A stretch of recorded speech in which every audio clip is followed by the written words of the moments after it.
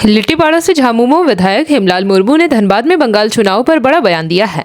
Circuit house में media के सवालों का जवाब देते हुए कहा कि बंगाल चुनाव इलेक्शन कमीशन का इलेक्शन था। बंगाल में भाजपा की जबरदस्त की जीत हुई है। लोकतंत्र में ऐसा नहीं होता।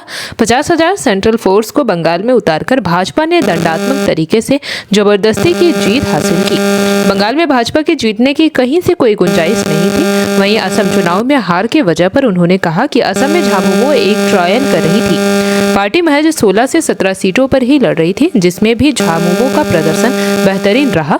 ममता दीदी के इस्तीफे देने से इनकार मामले में हेमलाल मुर्मू ने स्पष्ट किया कि ममता दीदी संविधान से बाहर नहीं है, इस्तीफा तो उन्हें देना ही पड़ेगा।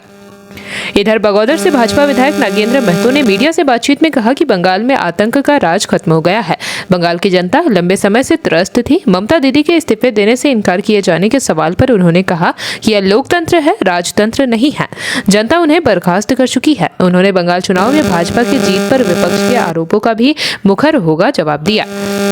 बता दें कि यह दोनों विधायक झारखंड विधानसभा की प्राक्कलन समिति की विभागीय बैठक करने धनबाद पहुंचे थे। हेमलाल मुर्मू इस समिति के सभापति हैं तथा नागेंद्र महतो समिति में सदस्य है।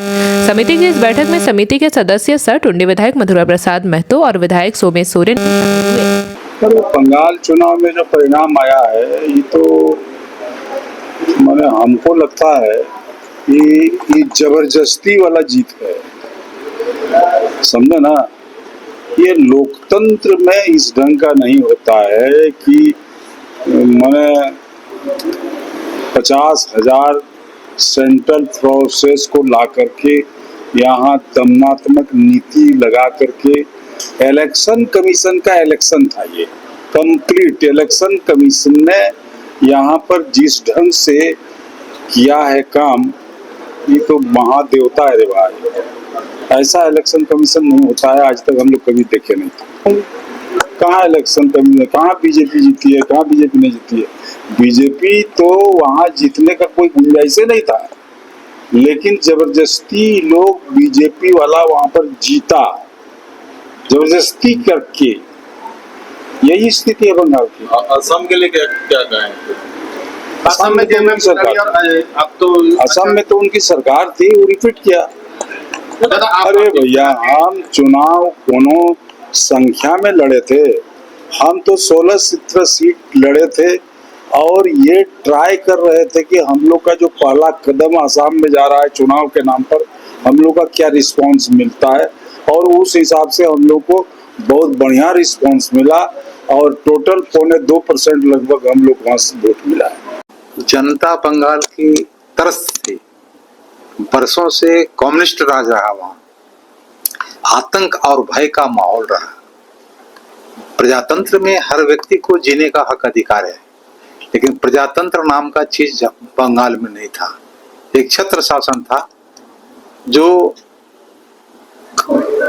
मजदूरों और गरीबों की बात करने वाली पार्टियां, जो गरीब गुरुओं की बात करने वाली पार्टियां, वही राज करता रहा। गरीब को और गरीब गुरुआ बना दिया गया। गरीबों को प्रवासी मजदूर बनाने से मजबूर किया। यही तो ठीक है। ये तो अनर्गल बात है। किसी पर आरोप मढ़ना आसान बात है। अच्छा, केरल में इलेक्शन हुआ, वहां क्या हुआ? वहां काहे नहीं 19-20 हुआ, यहाँ 19-20 हो गया। बीजेपी का लोग जीत गया तो इसलिए 19-20 हो गया। पूरे सशस्त्र सिस्टम पर इसलिए सवाल उठ रहा है कि आज तक एक व्यक्ति मिलकर के वोट को डालता था। अब प्रशासन जब आ गई तो प्रशासन तो गलत काम तो होने नहीं देगा। राजतंत्र नहीं कि राजा का बेटा ही राजा बनेगा। ये जनता चुनती है, जनता मनोनीत करती है कि कौन बैठेगा, तो उसको बैठने का कोई हक अधिकार नहीं है। अगर इस्तीफा नहीं देती तो उनको बर्खास्त किया जाए। तो बर्खास्त हो गई, जनता तो नकार दी है, दोनों जगह सीट से हार गई है। खबर किस तरह का नकारेगी? लेकिन वो कह रहे हैं कि हम इस्तीफा नहीं। संवैधानिक प्रक्रिया के तहत तो हटेगी। संवैधानिक प्रक्रिया के तहत क्या वैसा सर्कुलर है देश में कि हम नहीं छोड़ेंगे? ये तो जिद्दी वाला बात हो जाता है। झारखंड में अभी तो नहीं कहा जा सकता है, लेकिन असर तो कुछ पड़ेगा। लोगों में जब जागृति की भावना, जब लोग जगेंगे, जब डेवलपमेंट के वर्क होंगे बढ़िया, तब लोग खुश होंगे। भाजपा वापस करेगी लग रहा है इसमें। हो सकता है, क्यों नहीं कर सकता है। कल किसने देखा। जेपी भारत लाइव, भारत की बात जेपी के साथ। वीडियो को लाइक करें, शेयर करें और चैनल को सब्सक्राइब करें।